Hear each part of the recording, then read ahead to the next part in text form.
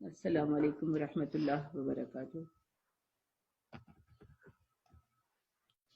اعوذ باللہ من الشیطان الرجیم، بسم اللہ الرحمن الرحیم۔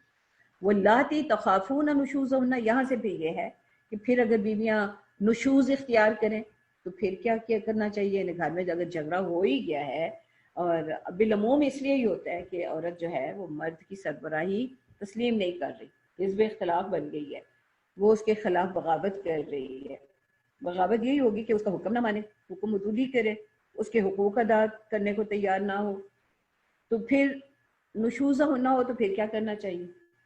پھر اس کے لیے چار لیولز ہیں، چار طریقے ہیں، چار مرحلوں کا ذکر ہے۔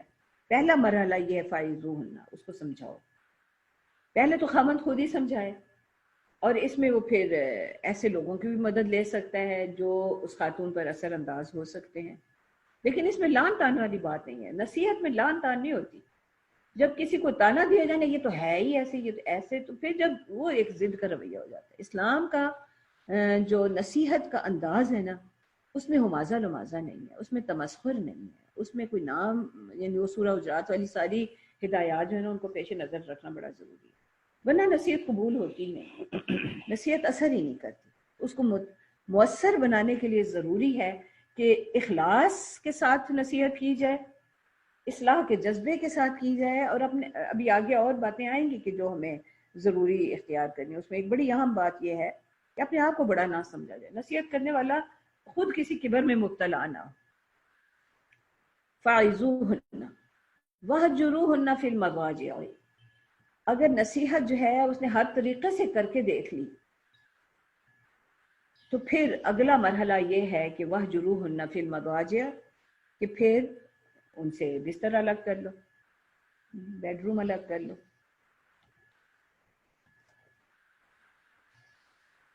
اور اگر یہ بھی نہیں ہے اور خود صبر بھی نہیں ہو رہا، یا تو صبر کرے نا، تو وہ جو پہلے ہم بات کر چکے ہیں کہ وہ مجاہدہ جو ہے اس پر توجہ رکھے، اور وہ اس کی اپنی روحانی ترقی میں معاون ہوگا، لیکن اس سے صبر بھی نہیں ہو رہا، تو بس پھر اس کو اتنی کی اجازت ہے کہ وَاضْرِبُوهُنَّ، ہلکی مار مار سکتے۔ تو اس کے لیے نبی صلی اللہ علیہ وسلم نے جو فرمایا وہ یہ کہ بس تم اتنا مار سکتے ہو جو ایسا تکلیف دہ نہ ہو کہ اس سے ان کے کسی عضو کو نقصان پہنچے، یعنی وہ اتنا بھی نہیں ہے کہ کوئی اس پہ نیل پڑ جائے یا مار کا نشان پڑ جائے، یہ بس اتنا ہی ہے کہ بس جیسے ایک مسواک سے کسی کو ہلکا سا مار دیا۔ یہ ایسا نہیں ہے کہ ڈنڈوں سے پیٹ پیٹ کے نیل ڈال دیے جسم پر، یا زخم کر دیے، یا چہرے پہ مارنے کی اجازت نہیں ہے۔ مطلب یہ چیزیں بڑی حد والی ہیں، جو ضرب لگانے کی وَاضْرِبُوهُنَّ کی بھی جو اجازت ہے، تو یہ کھلی اجازت نہیں ہے کہ اب اس کو مار مار کے لہو لہان کر دو۔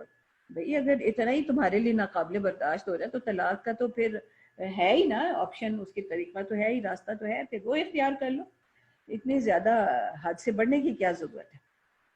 تو فَإِنْ أَطَعْنَكُمْ فَلَا تَبْغُوا عَلَيْهِنَّ سَبِيلًا، جو عورت یعنی اگر وہ واقعی پھر اس رشتے کو قائم رکھنا چاہتی ہے تو وہ اسے تنبیہ ہو جائے گی، تو پھر وہ خود ہی، مطلب اگر اس کی جس بدخلقی کی وجہ سے، جس غلطی کی وجہ سے اس کا شوہر اس سے ناراض ہے، اسے خود فکر ہوگی کہ بھئی میں ٹھیک ہو جاؤں، وہ اپنے آپ کو اگر ٹھیک کر لیتی ہے فَإِنْ أَطَعْنَكُمْ، پھر اگر وہ تمہاری اطاعت کرتی ہے، اسے خود ہی پتہ چلتا ہے کہ اصل نشوز ہے یہ کہ وہ خامن کے حکم عدولی کرتی ہے، اس کو سربراہ ماننے کو تیار نہیں۔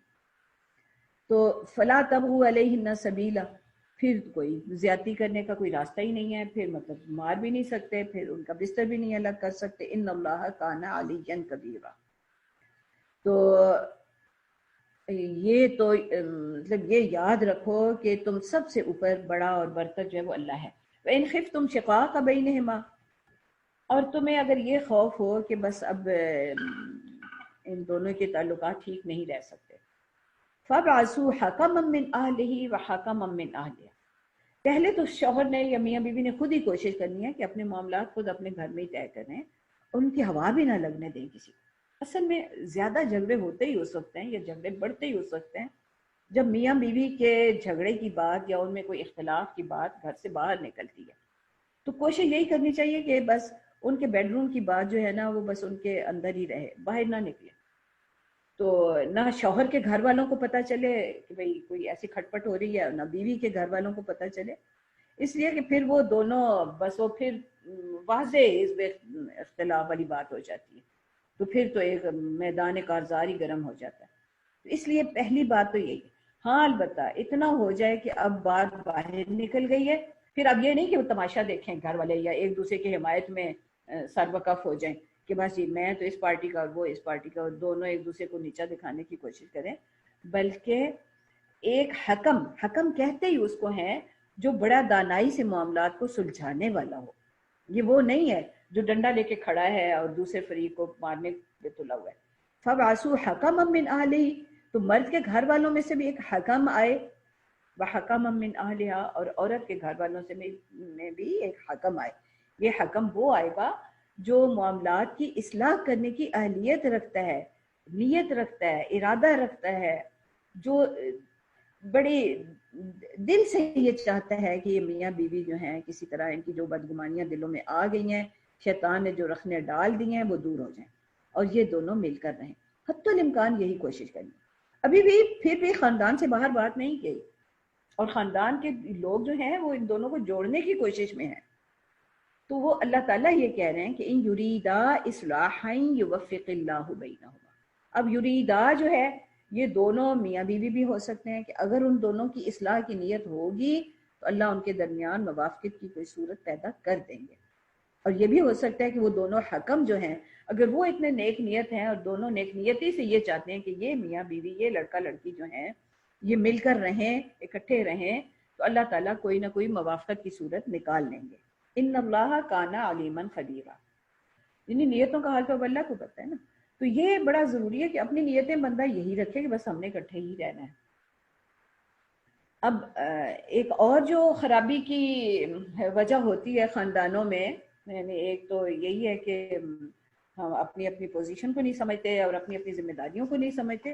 تو اس کے علاوہ جو اب اور صورت پیدا ہو رہی ہے وہ یہ کہ ہم بس صرف ایک عورت یہ سمجھتی ہے کہ بس میں نے تو صرف بس میرا تعلق اس شوہر کے ساتھ ہے، میں اس کے گھر والوں کا کوئی ذمہ نہیں ہے مجھ پہ، اور مرد یا سے یہ سمجھے کہ بس یہ اس بیوی کے ساتھ ہی جو کچھ کرنا ہے بس معاملہ حسن سلوک والا وہ میں نے اس کے ساتھ ہی کرنا اور کسی کی ذمہ داری نہیں ہے. تو اللہ تعالیٰ پوری لسٹ دے رہے ہیں. اب مجھے نہیں سمجھ آتی کہ کون لوگ یہ کہتے ہیں کہ ساس کی خدمت میرے ذمہ نہیں ہے اور سسر کی خدمت میرے ذمہ نہیں ہے اور سسرال والوں کا میرے اوپر کوئی ذمہ داری نہیں ہے. اللہ تعالیٰ تو پوری لسٹ دے رہے ہیں بیچ میں. وَاعْبُدُ اللَّهَ، اللہ کی عبدیت اختیار کرو. یہ جو پہلے اللہ کی عبدیت ہے نا کہ اللہ کا کہنا مانو، وَلَا تُشْرِكُوا بِهِ شَيْئًا، اور اس کے ساتھ کسی کو شریک نہ ٹھہرانا، یعنی اللہ کے بنائے ہوئے ضابطوں میں اب کوئی اور اپنے ضابطے بیچ میں داخل نہ کر لینا، وہ بھی شرک ہے. اور وہ کیا ہے؟ وَبِالْوَالِدَيْنِ احسانا، والدین کے ساتھ احسان کا معاملہ رکھنا. اب یہ مرد کو بھی حکم ہے وہ اپنے والدین کے ساتھ احسان رکھے، عورت کو بھی حکم ہے وہ بھی اپنے والدین کے ساتھ احسان رکھے. لیکن جب یہ ایک مرد اور ایک عورت ایک زوجیت کے رشتے میں منسلک ہو گئے ہیں، اب دونوں کی یہ ذمہ داری بن جاتی ہے. دیکھیں نا دونوں کے لیے، اب مرد کے لیے اس کی ساس اس کے لیے محرم ہو گئی ہے، عورت کے لیے اس کے سسر اس کے لیے محرم ہو گئے. تو یہ دیکھیں نا اتنا قریبی تعلق قائم ہو گیا. اب دونوں کے گویا کے والدین، اب اس کا گویا کہ باپ ہی بن گیا. اب بہو کا تو باپ ہے نا اس کا سسر، تو ساس ماں بن گئی. اسی طرح جو شوہر ہے اس کے لیے اس کے ساتھ اس کی ساس اگر اس کی ماں بن گئے تو سسر جو ہے وہ خود بخود باپ بن گیا. تو اب والدین تو ہو گئے. بالوالدین احسانا، ان کے ساتھ احسان کا معاملہ ہے. احسان میں دو ہی باتیں آتی ہیں، اللہ کو راضی کرنے کے لیے حسن سلوک کرنا، ان کے ساتھ ان کے حقوق ادا کرنا، بدلے کی توقع نہ رکھنا. جتنا تم خود میکسیمم کر سکتے ہو، زیادہ سے زیادہ کر سکتے ہو کرو. اور صرف احسان کی روش صرف والدین کے ساتھ نہیں ہے، وَبِذِي الْقُرْبَىٰ، اور قریبی رشتہ داروں کے ساتھ، وَالْيَتَامَىٰ، معاشرے کے کمزور یتیموں کے ساتھ، خاندان کے یتیموں کے ساتھ، وَالْمَسَاکِین، اور وہ مساکین جو خود اپنے ہمت نہیں رکھتے یا کسی بھی وجہ سے ذہنی صلاحیتیں نہیں ہیں یا جسمانی صلاحیتیں نہیں ہیں، وہ اپنے روز کا خرچہ نہیں اٹھا سکتے، ان کا بھی تم نے خیال رکھنا ہے، ان کے ساتھ بھی احسان کا معاملہ کرنا ہے. وَالْجَارِ ذِي الْقُرْبَىٰ، اور وہ تمہارے پڑوسی جو رشتہ دار ہیں ان کا بھی خیال رکھنا ہے. وَالْجَارِ الْجُنُبِ، اور وہ اجنبی ہمسائے یعنی رشتہ دار نہیں ہے، کوئی اجنبی ہے، ان پڑوسیوں کا بھی خیال رکھنا ہے، ان کے ساتھ بھی احسان کا معاملہ کرنا ہے. والصاحب بالجنب، اور پہلو کے ساتھی. پہلو کا ساتھی بھئی ایک دوسرے کے ساتھ اکٹھے ہیں، چاہے وہ میاں بیوی ہیں وہ بھی پہلو کے ساتھی ہیں ایک دوسرے کے. اور اگر کہیں بھی اس میں کولیگز بھی ہو سکتے ہیں، جہاں پہ کوئی کام کرتا ہے اس کے جو ساتھ کام کرنے والے لوگ ہیں وہ بھی ہو سکتے ہیں، مسافر بھی ہو سکتے ہیں، یعنی راستہ سفر کر رہے ہیں، آپ ایک بس میں بیٹھے ہیں، ٹرین میں بیٹھے ہیں، جہاز میں بیٹھے ہیں، تو جو بھی آپ کے ساتھ بیٹھے ہیں وہ صاحب بالجنب ہے. اب میرا کام یہ ہونا چاہیے کہ میرا اس کے ساتھ معاملہ احسان کا. احسان یہی ہے کہ میں اس کے ساتھ بھلائی کرنے والی بنوں، یہ نہ ہو کہ میری وجہ سے اسے کوئی تکلیف پہنچے. وابن السبیل، اور مسافر. اب مجھے نہیں سمجھ آتی کہ اتنی لسٹ اللہ تعالیٰ نے دے دی، اتنی فہرست دے دی، ان سب کے ساتھ احسان کا معاملہ کرنا ہے، تو کون سا بندہ پھر اس لسٹ میں سے نکل گیا جس کا میرے ذمہ نہیں ہے؟ یہاں تو اجنبیوں کے ساتھ بھی احسان کا معاملہ کرنے کا حکم دیا جا رہا ہے، تو گھر کے جو افراد ہیں ان کے ساتھ نہیں ہوگا. وما ملکت ایمانکم، بلکہ جو تمہارے ملکت ایمانکم میں سارے آ جاتے ہیں، جو بھی ماتحت ہیں، یعنی اگر کہیں پہ آپ کام کر رہے ہیں تو اس میں جو ماتحت لوگ ہیں وہ بھی سارے آ گئے، اور اس میں جو غلام ہیں وہ بھی آ گئے. بلکہ مفسرین کہتے ہیں کہ گھر میں جو پالے ہوئے جانور ہیں ان کی بھی ذمہ داری ہے. ملکت ایمانکم، جو مویشی ہیں، گھروں میں اڑنے والی چڑیاں ہیں، آنے والے پرندے ہیں، وہ سب بہائم یا پالے ہوئے بھینس، گائے، بکری، جو بھی ہیں، بلی آتی ہے آپ کے گھر، اس کا بھی ذمہ ہے، اس کا بھی آپ پر ذمہ داری ہے، اس کے ساتھ بھی احسان کا معاملہ کریں. اب دیکھیں اتنی بڑی فہرست، مجھے ہر ایک کے ساتھ احسان کا معاملہ کرنا ہے. اور کیا رویے ہیں جو کہ اس احسان کے معاملے سے روکنے والے ہیں؟ وہ آگے 3 خرابیوں کی نشاندہی ہے. ان اللہ لا يحب من کان مختالا فخورا. سب سے پہلی بات یہ ہے کہ اللہ تعالیٰ نے تو سیدھا یہ کہا نا، اللہ کو تو محبت ہی نہیں ہے جو مختال اور فخور. دوسرے لفظوں میں یہ دماغ کا خطل ہے، مختال اور فخور. یہ کہتے ہیں کہ جو اپنے آپ میں مغرور ہے اور اپنی بڑائی پر فخر کرتا ہے. یعنی تکبر سب سے بڑا برا رویہ ہے جس کی وجہ سے انسان دوسروں کے حقوق ادا نہیں کرتا. وہ اپنے آپ کو مخدوم سمجھتا ہے کہ بس سارے میری خدمت کریں، بس سب کو چاہیے کہ وہ میرا خیال رکھے. مجھے اتنی زیادہ یہ فکر ہے کہ میرا سارے خیال رکھیں، گویا کہ میں کسی کے ساتھ جو چاہوں معاملہ کروں، میرے ساتھ سب احترام سے بات کریں، میرا خیال رکھیں، مجھ پر خرچ کریں. یہی تکبر ہے، دوسروں کو اپنے سے حقیر سمجھنا. میں ہر وقت دوسروں میں نقص نکالتی رہتی ہوں، ہر وقت دوسروں کو لان تان کرتی رہتی ہوں، فلاں ایسا اور فلاں ایسا اور فلاں نے یہ نہیں کیا، فلاں نے وہ نہیں کیا، فلاں ایسا کرتا ہے. یہ مختالن فخورہ والی بات ہے، اپنی بڑائی پر فخر کرنا، اپنے فخر جتانا، ہم یہ اور ہم وہ. تو سب سے زیادہ جو خرابی پیدا ہوتی ہے وہ باطنی امراض ہیں. ابھی پہلے بھی مطلب کچھ چیزوں کا ذکر ہے. ایک تو سب سے بڑا باطنی مرض یہ ہے کہ میں ہر وقت اس فکر میں رہتی ہوں، ہاں فلاں کو یہ چیز کیوں مل رہی ہے اور مجھے نہیں ملی، گویا کہ حسد والا. حسد کا ایک ذکر آ چکا ہے یہاں پہ، اب اس کبر کا ذکر آیا. الذین یبخلون ویأمرون الناس بالبخل. دوسری جو بڑی باطنی خرابی ہے وہ بخل ہے. اور بخل کیا ہے؟ بخل کا کل بھی ذکر آیا تھا. بخل مالی بخل بھی ہے، جسمانی بخل بھی ہے، علمی بخل بھی ہے. مالی بخل یہ ہے کہ میں دوسرے پر خرچ کرنے کو تیار نہیں. اس میں یہ بھی آ جائے گی بات کہ شوہر کی ذمہ ہے کہ وہ یعنی کفالت کرے. کفالت جو ہے وہ ضروریات کی کفالت ہوتی ہے، خواہشات کی کفالت اس کے ذمہ نہیں ہے. یہ فرق نہیں ہم رکھتے. جھگڑے خواہشات پہ ہوتے ہیں، ضروریات پہ نہیں ہوتے. ضروریات بڑی محدود ہیں. تو اگر کوئی ضرورت کے لیے بھی خرچ نہیں کرتا جتنا اس کی اپنے اوپر خرچ کرنے کی ضرورت ہے وہ نہیں کرتا، یا جو اس کے زیر کفالت افراد ہیں ان کی ضروریات کا خیال نہیں رکھتا کوئی شخص، تو یہ بخل ہوگا. تو یہ بخل جو ہے یہ بھی جھگڑے کی ایک بنیاد بن جاتا ہے. ہاں البتہ اس میں پھر دوسری صورت بھی ہوتی ہے جس کا ہم نے پہلے بھی ذکر کیا کہ شوہر ضروریات تو پوری کر رہا ہے لیکن خواہشات نہیں پوری کر رہا. تو اب شوہر یا اس کے زیر کفالت دوسرے افراد جو ہیں یا معاشرے کے دوسرے افراد جو ہیں، اب ان کے وہ خواہشات کے پیچھے مطالبات ان کے ختم نہیں ہو رہے. اتنے جوڑے اور فلاں جوڑے اور فلاں برانڈ اور فلاں جیولری، اور یہی مطالبات ہی نہیں ختم ہو رہے، تو پھر تو بالآخر صبر جو ہے نا جواب دے جاتا ہے اور پھر جھگڑے شروع ہو جاتے ہیں۔ تو یہ بہت رویہ، یعنی بخل، اور اس کے ساتھ اب یہاں پہ ذکر تو نہیں ہے لیکن اسراف اور تبذیر کے رویے جو ہیں یہ بھی جھگڑوں کی بنیاد بن جاتے ہیں۔ تو یہ ایک بندہ جب بخل کرتا ہے نا، یا اس طرح کی کوئی یہ باطنی خرابیاں، یہ بدخلقیاں جو ہیں، یہ ان کو امراض ہی کہنا چاہیے، اتنے کمیونیکیبل ڈیزیزز ہیں، اتنے متعدی امراض ہیں کہ کوئی دوسرا متعدی مرض جو ہے وہ ان کے تعدی کا مقابلہ نہیں کر سکتا، کہ جتنے یہ کمیونیکیبل ہیں اتنے اسٹرانگ کوئی بھی نہیں۔ پتہ نہیں ہمیں ویسے کب اندازہ ہوگا اور ہم اس کے لیے کب اتنی مہمیں چلائیں گے۔ وَيَكْتُمُونَ مَا آتَاهُمُ اللَّهُ مِنْ فَضْلِهِ، اور یہ بخل کرنے والے لوگ جو ہیں، جو اللہ نے انہیں اپنے فضل سے عطا کیا ہے، وہ اس کو چھپاتے ہیں۔ وَأَعْتَدْنَا لِلْكَافِرِينَ عَذَابًا مُهِينًا، اور اللہ نے ایسے کافر نعمت لوگوں کے لیے بڑا رسوا کن عذاب مہیا کر رکھا ہے۔ وَالَّذِينَ يُنْفِقُونَ أَمْوَالَهُمْ رِئَاءَ النَّاسِ، اب یہ ایک اور خرابی کی نشاندہی ہے۔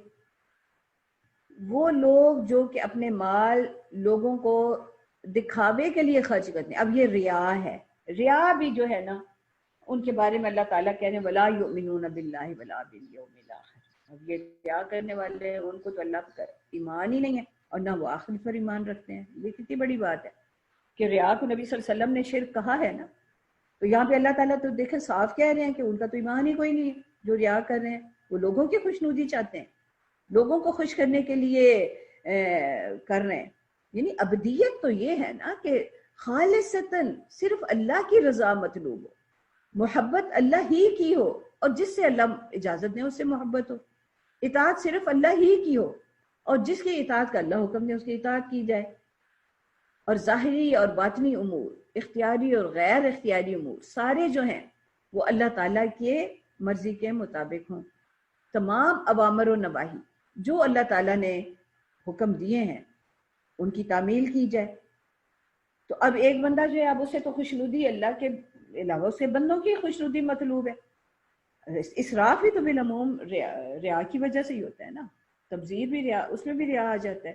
اب ریا نماز میں بھی ہو سکتا ہے، نماز عبادات میں بھی ہو سکتا ہے، ریا جہاد میں بھی ہو سکتا ہے، اور ریا جو ہے انفاق میں بھی ہو سکتا ہے۔ بظاہر بڑا جو ہے خرچہ بندہ جو ہے وہ نیکی کے راستوں میں کر رہا ہے، لیکن صرف لوگوں کی خوشنودی حاصل کرنے کے لیے، اور یہ دیکھیں کہنے اس لیے کہ لوگ مجھے اچھا سمجھیں، تو پھر اللہ تعالیٰ اس کے بارے میں فیصلہ کر رہے ہیں وَلَا يُؤْمِنُونَ بِاللَّهِ وَلَا بِالْيَوْمِ الْآخِرِ وَمَنْ يَكُنِ الشَّيْطَانُ لَهُ قَرِينًا فَسَاءَ قَرِينًا، تو جس نے شیطان کو اپنا دوست بنا لیا، اپنا رفیق بنا لیا، اس نے تو بہت ہی برا رفیق اختیار کیا، بڑی بری رفاقت اس کو میسر آئی۔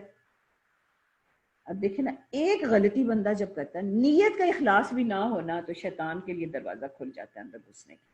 نیت خراب ہوئی نا تو شیطان اندر داخل ہو گیا، اب وہ سارے غلط کام کروائے گا۔ نیت، وہ مجھے تو لگتا ہے کہ نیت کی اصلاح جو ہے نا یہ تو مین گیٹ ہے جس کو بند کرنا ہے شیطان کے لیے۔ نیت صرف اللہ کے لیے رکھنے شیطان آ ہی نہیں سکتا، اور نیت اگر تھوڑی سی کھوٹی ہو گئی تو اب کھلا دروازہ ہے، تو باقی پھر شیطان آگے پھر باقی غلطیاں کروائے چلا جائے گا۔ وَمَاذَا عَلَيْهِمْ لَوْ آمَنُوا بِاللَّهِ وَالْيَوْمِ الْآخِرِ وَأَنفَقُوا مِمَّا رَزَقَهُمُ اللَّهُ، کیا تھا لوگ اگر ایمان لے آتے اللہ پر اور آخرت کے دن پر، اور جو اللہ نے ان کو رزق دیا ہے اس میں سے خرچ کرتے۔ وَكَانَ اللَّهُ بِهِمْ عَلِيمًا، اللہ کو تو سارا علم ہے ہی، مطلب وہ اس سے بدلہ تو انہیں مل ہی جاتا۔ إِنَّ اللَّهَ لَا يَظْلِمُ مِثْقَالَ ذَرَّةٍ، اور بے شک اللہ تو کسی پر ذرہ برابر ظلم نہیں کرتے۔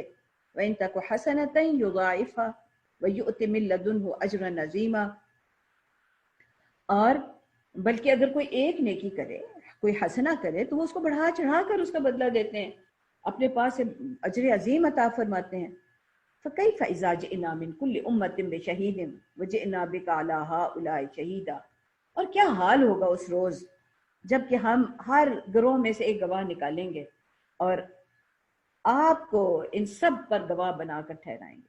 يَوْمَئِذٍ يَوَدُّ الَّذِينَ كَفَرُوا وَعَصَوُا الرَّسُولَ لَوْ تُسَوَّىٰ بِهِمُ الْأَرْضُ ولا یکتمون اللہ حدیثا، اور اس روز تو ہر شخص یہ چاہے گا، یعنی وہ لوگ جنہوں نے آج اللہ کے احکام کا انکار کیا اور نافرمانی کی روش اختیار کی، رسول کی نافرمانی کی، تو وہ تو اس روز یہ خواہش کریں گے کہ کاش وہ زمین کے برابر ہو جاتے ہیں، اور اللہ وہاں وہ اللہ تعالیٰ سے کوئی بات چھپا نہیں سکتے۔ اب یہاں پر یہ بات واضح ہے کہ ذرا برابر نیکی بھی اللہ کے پاس چھپی ہوئی نہیں، اس کا بھی بدلہ ملے گا، اور اللہ تعالیٰ خود کہتے ہیں فَمَن يَعْمَلْ مِثْقَالَ ذَرَّةٍ خَيْرًا يَرَهُ وَمَن يَعْمَلْ مِثْقَالَ ذَرَّةٍ شَرًّا يَرَهُ، ذرا برابر نیکی بھی چھپی ہوئی نہیں ہے، ذرا برابر شر بھی چھپا ہوا نہیں ہے، اور جب وہاں پہ ظاہر ہو جانا ہے اور ان کا بدلہ ملنا ہے، تو آج پھر یہ کیا فکر کرے بندہ کہ بھئی فلاں کو پتہ چل جائے، فلاں کو جس سے بدلہ لینا ہے اس کو پتہ ہونا چاہیے، اور وہ تو نیتوں کا بھی پتہ رکھتا ہے۔ اور یہ آیت بڑی زبردست آیت ہے کہ ہر امت کا ایک گواہ ہوگا، تو گواہ تو بہت سارے ہوں گے، اور کہا جا رہا ہے اب ہم سب پہ رسول اللہ صلی اللہ علیہ وسلم گواہ ہوں گے۔